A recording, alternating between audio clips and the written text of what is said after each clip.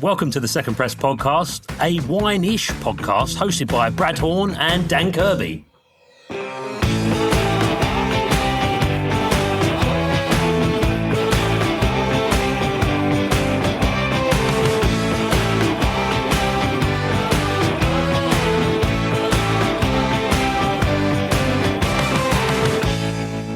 I wrote a book on the subject. I could talk for hours if necessary, but I mean, there's a long story about why Eastern European wine virtually disappeared from the UK, which was about the same time I stopped buying. I wonder whether there was a link to that.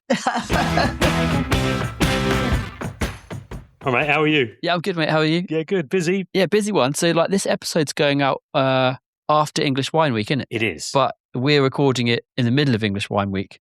And so I've got loads of events coming up over the next few days, of which I don't know what's happened yet. In the future, me is going to be talking about Berry Brothers and Rudd and Fortnum Mason and a whole bunch of other stuff. But we don't have a DeLorean. Welcome to episode 12, because we don't have a time-travelling DeLorean yet. No. So here we go. What's in the news this week, mate? There's got to be some stuff about the politics, because we don't talk about politics, do we? We don't talk politics, Dan, but we're going to start there. All right. Harper's, Hamish Graham wrote, hospitality insolvencies down 9% in May. That's an interesting one, isn't it? It really is. What we've been talking about over the last 4, 5, 6 weeks, that's a different change. Yeah, I don't know whether that is just, it could be statistical anomalies, can it? It could be like, people don't close in May because it's bank holidays and stuff. So it could be that it sort of makes sense to close if you're going to close in March or April. So May is down on April. But the interesting thing is that the general gist is that there's less people off-malling their businesses. Which, let's say that's a good thing. I think it's a good thing. Sun's out, go and support your local restaurant, Absolutely. Sit in the garden, try some wine, eat some good food, chat to the people there, keep your local restaurants there, keep your soms pouring wine. I think this is a good thing. Let's do that. Absolutely. Next story, winegb awards, and it's awards season, or all the awards come out now. So winegb medalists show a strength in still wines. Again, Harper's, again, Hamish, you owe me a shout out, mate.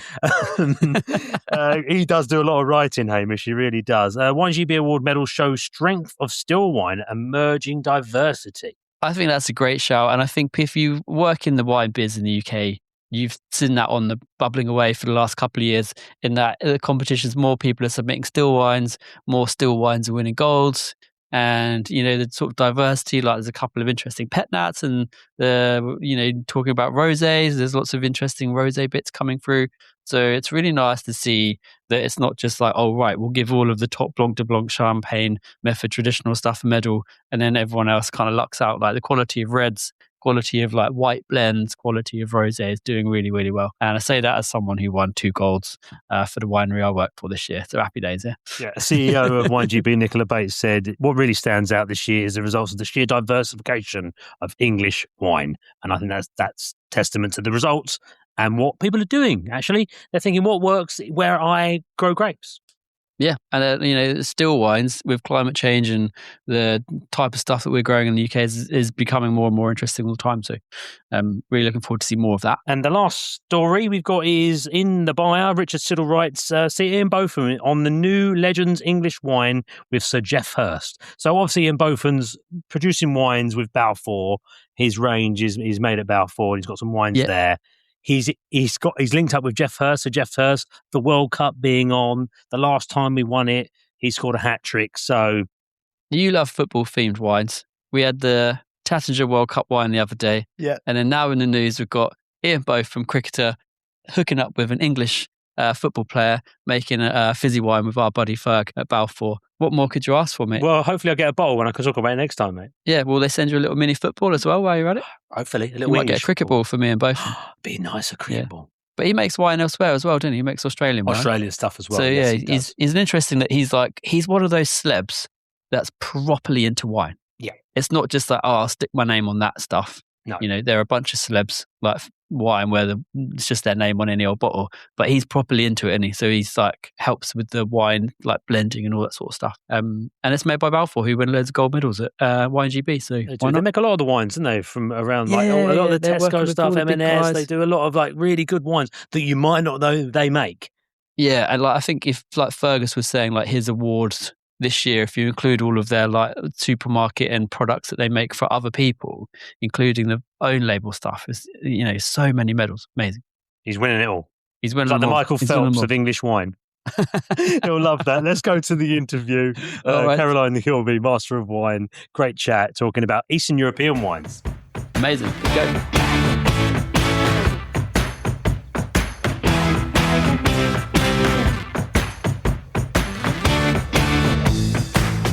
Thanks so much for taking the time. I know you are super busy. Whenever I see you, if you're not jet setting around Eastern Europe, you're doing running and walking, and you're always busy.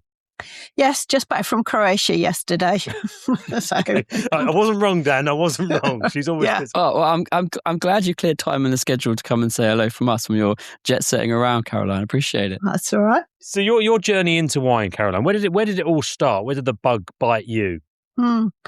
Well, it was when I was studying for my doctorate at the University of Bath. I was reading horticulture. And I joined the Wine Society because I thought I like wine, having grown up in a family where my parents liked wine, couldn't always afford what they wanted to drink, but thought I'll join the University Wine Society. Sounds like a laugh, and kind of got the bug and won a couple of tasting competitions, won a trip to stay on a port quinta. And that was where I had my road to Damascus moment about life behind the microscope or try and find a job in the wine trade. So that's what I did. I've got a job as a trainee wine buyer for a long since disappeared wine shop chain called Augustus Barnett, and the rest is history. So that moment, you as you said, you're a science background, you could have gone down that route, you could have been working, had a career in that. Did anyone tell you, Caroline, are you sure you want to do this? No. I love that no one said that, because actually they knew you wanted to drink good wine. And the best way to drink good wine is get into wine. I don't know. I think they were probably glad certainly when I got my first job offer, I think they were quite grateful. I wasn't going to be yet another unemployed PhD. But you get to touch on a bit of chemistry and wine though, right? Yes. I mean, it was certainly incredibly helpful part of the reason I managed to get my first job was because they were looking for someone who could manage their quality control program as well as to train up to be a buyer. And luckily for me, they also wanted their own homegrown MW. So they were very supportive of my studies. So being a scientist definitely helped in all that, yes, because I can read lab analyses and I can understand how grapevines grow and all those kinds of things that are quite useful for the technical side of wine. And so with that, so obviously they were like, yes, be our MW. So how did that journey happen? What did they say to you? Caroline, go on, you're a scientist, you can pass this, off you go. Well, it was part of the discussion quite early on that they were keen to have. I mean, I think at that point, most wine shop chains and supermarkets had at least one MW on the team, and they didn't. And somebody decided it would be a good idea to have one. So, they chucked me straight into doing the WSET exams and straight into the higher certificate, then onto the diploma, and then straight into the MW. So I think I'm probably still the fastest person to ever pass the MW. From joining the wine trade to passing was 3.5 years. Wow, that's amazing. That is amazing. I mean, I've been in the MW program for 5 years already. I'm still not even halfway through it, Carol. Well, I mean, to be fair, you could do it more quickly in those days because, it took me 2 years because I passed the theory the first year, and then because I was very new in the trade and just didn't have the tasting experience. So then I was free to, study the tasting in detail and pass the tasting the second year. But now you've got 2 years of program plus your research paper. So thanks, Caroline. Dan feels a lot better about himself right now. Yeah, I feel much better about that. And you might be interested in this little snippet. The year I passed my MW tasting paper, which was 1992, there were 3 Bulgarian red wines in the exam. Oh my Can't word. imagine that now. Imagine that now. They wouldn't ask you to identify them now. They'd ask you things like quality and market positioning, style, and all that stuff. But you wouldn't. I don't think they'd be like, well, you get marked down because you didn't spot they were from Bulgaria. No, well, I didn't. You did. Yes. I put them in Spain, but I was wrong for the right reasons, I think, about the sort of way oak was used and the climate and so on. So, well, that was going to be my segue, because obviously, why did you choose to specialise in Central and Eastern European wines? So, is it because you've got 3 Bulgarian wines? You're like, I've got to go there now. I've got to just a 40-year career in revenge. Well, the thing is, when I joined the team, the junior trainee buyer, the boss and the senior buyers all had the glamorous parts of the wine world, Champagne, Burgundy, Bordeaux and stuff. Junior, they said, here, have Eastern Europe. Because, of course, at that time, Eastern Europe was huge business in the UK, but it was not glamorous. Yeah. I started travelling out there at the very beginning of the 1990s. I mean, there's a long story about why Eastern European wine virtually disappeared from the UK, which was about the same time I stopped buying. I wonder whether there was a link to that. Whether the quality control was some sort of an issue.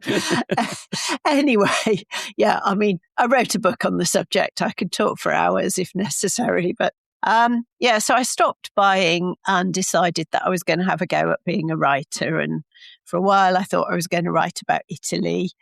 And then I had an email out of the blue from Tom Stevenson, who said he was looking for someone to write on Eastern Europe because nobody was doing it, for a new book he was starting. So that was about 2002. And so I'm like, okay, empty niche opportunity. I do at least know something about the place. And then it snowballed from there, because the more I did it, the more I became the sort of go-to girl on the subject. And it's not even the go-to girl, because whenever I'm in these tastings and ever I need to know someone or know a grape varietal, you're the first port of call, because you're encyclopedic knowledge of some of these places and regions. I'm like, where's Caroline? I need to talk to her. I need some help. Like, I'm literally a rabbit caught in the headlights with some of these varietals. Well, I mean, some of them are, I've just come back from, as I said, Croatia, and you've got a whole bunch of varieties like gut and puch that have no vowels in them. So how do you pronounce them? And then you've got things like Kuyundusha. And when you hop over to Hungary, you've got Harsh-Levelou, for instance. These things don't trip off the tongue for an Anglo-Saxon. No, they're not so well suited to the UK market, are they? Do you think that's one of the reasons why they've been sort of had a struggle or difficult to market in the UK, because they're unpronounceable grape varieties and words that people don't recognise, or do you think that's just part of the charm? Well, I think it's both. Unpronounceable grape varieties mean, people. And actually, when I was training, I had to do a stint in telesales for Augustus Barnett, and I realised that actually a lot of our wine shop managers hadn't got a clue how to pronounce Rioja or Marqués de Cáceres at the time and stuff like that. And it made it very difficult for them to order those wines. So I've always had that in the back of my mind, that actually it is hard for people. And I think that's one of the reasons why Ferment is actually in a really strong position, partly because it's a fantastic grape variety, able to make incredibly world-class, exciting wines, dry, sweet and sparkling, but also because it's easy to pronounce and spell. Yeah. I know. I love Harsh-Levelou, but it is hard to say. And whenever I tell my mates, go and get a Harsh-Levelou, they look at me and like, what have you just said? Yeah. Is it a grape? Is it a place? Gesundheit? Are you sneezing? Are you? Exactly. So, we need to, if we're trying to sell wines from places nobody knows about, from grape varieties nobody's heard of, it helps if they can spell it and pronounce it without feeling too embarrassed. And these sort of wines are hand sell, aren't they? So these are from starting off, they probably are in independent wine shops or a good sommelier that can actually tell the story and pronounce the grape varietal. Because some of my mates, when I do, and they do get it right, they're literally, yes, I'm going to buy this grape varietal forever now because I can say it. Once you've got it locked in. Yeah, but you do need that personal connection, I think, because there's still a fair volume of wines from Eastern Europe sold often under labels that are kind of pseudo-Italian, for instance. A lot of the Moldovan stuff and Romanian stuff you find in the UK. But for the more premium, more interesting, more exciting wines, it is a hand sell about personal connection and somebody that can actually tell you the story and present the wines with confidence. I'm just going to ask this question as well. Do you think because more people are going on holiday to these countries now, do you think that they're coming back and actually have seen some of these varietals and are asking for a bit more in the UK?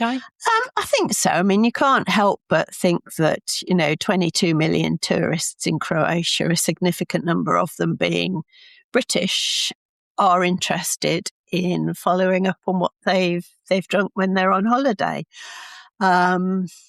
So, and I think there's that awareness. People are wanting to travel to more exotic locations. So Slovenia, for instance, catches the attention of people that want to go on walking holidays and explore, the fantastic capital city in Ljubljana. So, but then, there are some countries that don't have a coastline and don't have the same pull with tourism. So, I mean, Moldova, North Macedonia, they have to work hard because they haven't got tourists coming and going home as our ambassadors, even though there's amazing stuff to discover in these places.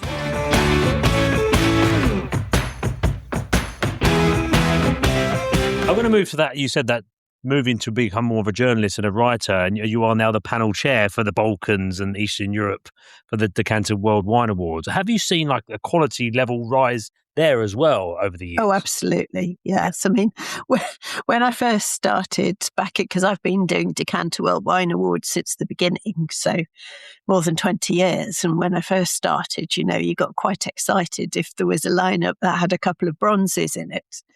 And then it was a long time before we started giving golds. And now this year we've given lots of gold medals, I think some platinums, possibly a best in show coming up, which is really exciting because I think the best wines genuinely are world class. And what is particularly good is the worst wines. The number of really bad wines is tiny nowadays. You actually showed me some of these wines last year, and actually the quality across the board was outstanding. And that's why I said, like, getting you on and speaking to you at these fairs, like the CCE Wine Awards and then the show that you put on for that. Yeah. Some of the wines in the room are like world class, like great varietals I still can't pronounce, and I wish I could, but I'm there and I'm like, this wine literally is outstanding. Yeah, so it's CEE, so Central and Eastern Europe. We'll be having our third edition of the Ultimate CEE Wine Fair on the 16th of June for any sort of trade and wine press and proper wine influencers out there that would like to join us and discover some of these wines that Brad is so excited about. Please come along. Does Brad count as a proper wine influencer? I think so. But you know what I mean? There's a little group of people that like to invite themselves to wine trade events in the hope of getting some free booze, and we have to watch out for those ones. No free booze at these, guys. You've got to work hard to get that. You have to get vetted. Got to use your spittoon as well. Yes, we are, I've handpicked the producers, and I want to deliver a good event for them as well, because, they've put their trust in me to come, and my partner Zhuzha, to come and meet the best of the UK wine trade. Awesome. I want to dive in now and ask you the region that you think is most under the radar. If you could sort of like pick a place or a region that you think no one's really talking about this, but in 5-10 years' time, everyone will be. Ah, gosh, now you're putting me on the spot. Yes, that's what I like to do. Good. We like that. Yeah. I think I'm going to pick Slovenia for one, because, I think people are now aware that Slovenia is a beautiful country, and there is a bit of an awareness in the trade that there are some good wines, but I don't think the sheer quality of the best wines is appreciated as much as it deserves to be. And actually, I'd like to say Bulgaria, because I think people have forgotten Bulgaria and used to think it was all about cheap and cheerful supermarket wines that they took to parties, if they're old enough to remember those wines. And it's such a dynamic wine scene nowadays. There's such exciting stuff going on. It's absolutely transformed from there to here. So I really think Bulgaria is under the radar at the moment. Is there any particular sort of style coming out of Bulgaria that you want to like champion? Is it their like big hearty reds, or like what's interesting? Actually, it's the fact that the reds have become increasingly elegant, and across the region, what I'm seeing is that, when after the change of regime from communism and socialism to the new private era, it took the different countries different lengths of time to reinvent themselves. But for a long time, there was this trend across all of them that to show that they were doing something different to the previous era, they had to make things that were concentrated and big and deep and bold and full of oak. So really using winemaking to try and make the wines look higher quality. But I think we've moved beyond that because they now know they have confidence in their grapes, they have confidence in their terroir, and that means that they can rein back on the winemaking and actually let all that show through. And they haven't got to rely on concentration and power. There are still some big concentrated wines there, but increasingly we're seeing single vineyard expressions. We're seeing some of the lighter grapes that had been forgotten, the Kadakas, the Gamzas, the Blatinas, the Prokopatsis, things that were workhorse grapes in the old era are now coming back, and we're seeing single vineyard expressions, and we're seeing amazing, elegant, super modern interpretations that are just great for what people are looking for in Western Europe today. Love that. That's such a good answer. That is a good answer. I could sit and listen to you talk about these regions all day. Well, you need to come to the CE Wine Fair then. Yeah, come to the wine fair. Yeah, okay. Yeah. You need to, Danny. Honestly, it's such a... Will they let me in? Yes. He's an MW student. No. Yeah, no. MW students are allowed. Okay, cool. Thank you. I've got to veer off wine for a little bit and your passions outside of wine. Obviously, you spoke a little bit about them before, but what do you get up to when you're not travelling around? Well, the first thing that always gets packed is my running shoes, because that's how I keep the wine trade at bay. What, running away from them? Yeah. Well, yes, it gives me an hour or so when I'm just on my own and not having to be on show and thinking of intelligent things to say. It gives me a chance to explore the countryside, and it gives me a chance to run off some of the inevitable food and drink that goes with the generous hospitality, especially in the Balkans. Oh my God, there is food all the time. Well, I remember a story. I was with an Armenian producer and you were stood next to me, and he said he couldn't believe how much you could run. He was literally like, she is incredible. Like, she's these high altitude vineyards just running. Yeah. So, and increasingly nowadays it's sort of mountain running where speed doesn't matter. It's out being in the scenery. And then I've turned botany into my hobby. So I pursue small white flowers and wild orchids wherever I get the chance. And I do a bit of singing as well. So those are my... Oh. Hang on, have we got an entrant into the wine trade band here, Brad? Yeah. quite a lot of the people coming on the show are musical. We're always looking for more singers, Caroline. Oh, okay. Yeah, we've got Anne McHale, got the MW female singing group. Pulling that together. I did not know that. We're going to work on that, Dan. That's going to be at the end of this season. We're going to get It's going to be our Christmas special. It's going to be the new theme tune for next year. Right. I got one more question though before you go. If all wine disappeared tomorrow, but you could have a last glass of anything, what would that glass be? Again, another difficult question, because at one point I would have definitely said a really good glass of champagne. But I'll tell you what, if you spend 10 days on a trip in Champagne, always drinking champagne all week, you're desperate for a glass of red wine by the end of it. I tell you what, maybe it has to be Asu Tokai, because it's the really sweet ones are reputed to raise the dead. So it would help me survive the apocalypse. I love that answer. And it is incredible stuff as well. Mm-hmm. Thank you, Caroline. Thank you so much for your time. It's been really great to chat, and we're going to get down to that Central and Eastern European wine fair. Thank you so much, Caroline. I really appreciate your time. Okay, nice to talk to you. Bye-bye, Caroline. Okay,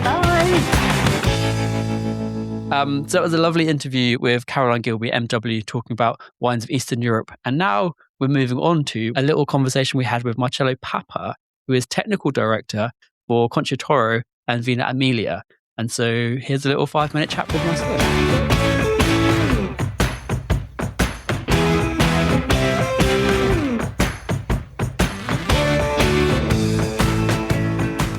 Marcelo Papa, thank you so much for joining us.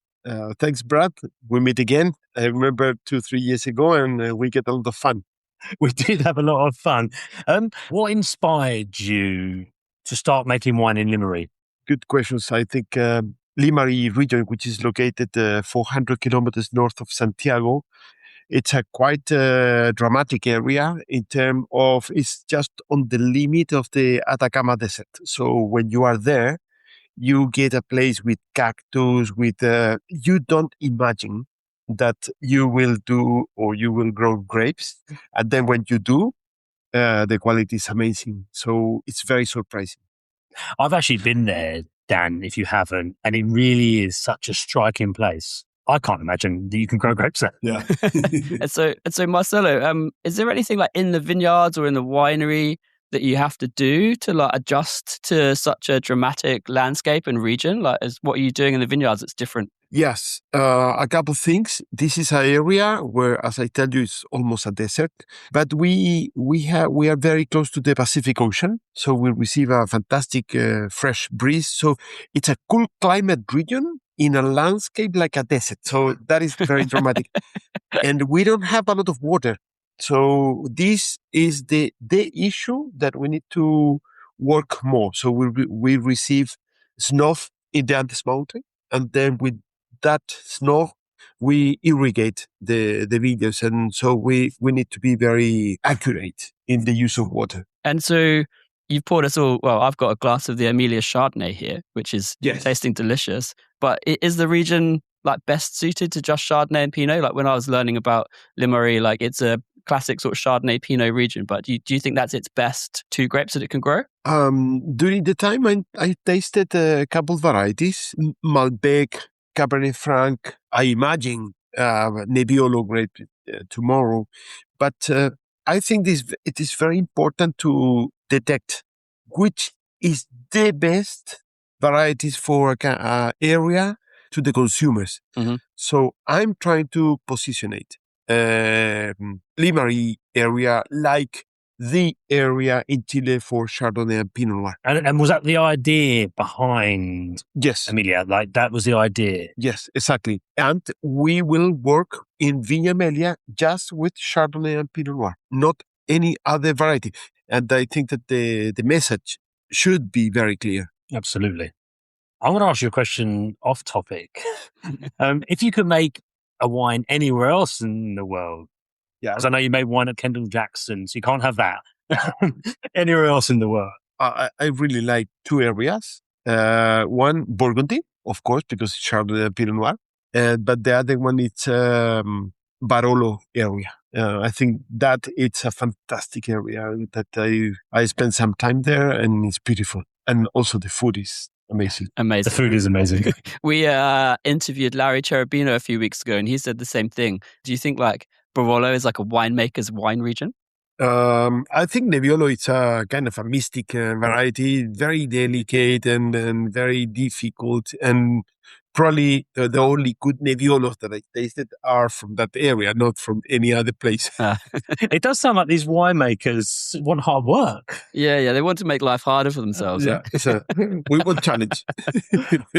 I'm going to ask you as well, outside of wine, what do you get up to in your spare time? Well, many things, but now I'm playing golf. I'm not good, but I'm not bad too. But this is another challenge. yeah. Golf is one of the hardest games to get good at. It's even such more a hard work than wine. They say it's the hardest game to master. Yeah, because you can be great one day, it's terrible the next. Yeah. But it's beautiful. Yeah, absolutely. And you get some great scenery, some great vineyard areas as well. Yeah, I live in the Maipo region in Chile. And in winter time, it's spectacular. It's with the Andes Mountain full of snow, and I will show you later. He's going to take me down. Actually, he's not going to show me photos. We're going to go together. Are you taking your clubs next time you go to Chile? I'm taking my tubs. Yeah, 100%. So, Marcelo, we've got the wine in front of us. So, talk to me about that. Well, this wine is coming, of course, from the Limarí area. One vineyard is a single vineyard wine. The name of the vineyard is Quebrada Seca. Which is the typicity of this one. It's a very dry style of Chardonnay, quite mineral, and when you taste, it has some kind of a salinity, tension, and it's a fantastic wine. It has a great balance, and it's getting amazing scores. That salinity, I can really feel that in the wine.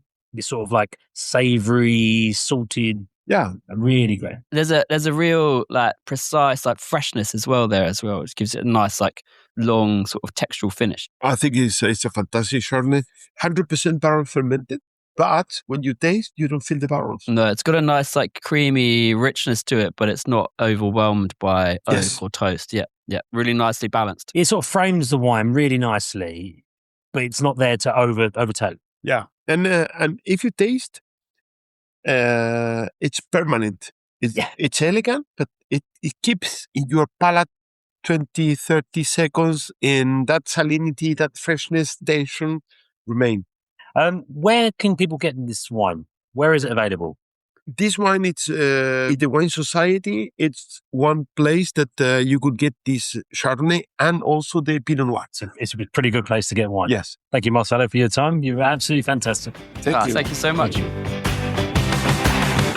That was a fun interview with Caroline, mate. Really, really, really good chat. And I really love what she's doing with Eastern European wines. Some incredible wines, producers, and just some varietals you might never heard of, but just making great wine. It's so nice to see like MWs, and you hear this a lot when you're studying for the MW, but a lot of people have it in the back of their minds like, well, what's your specialism going to be when you pass?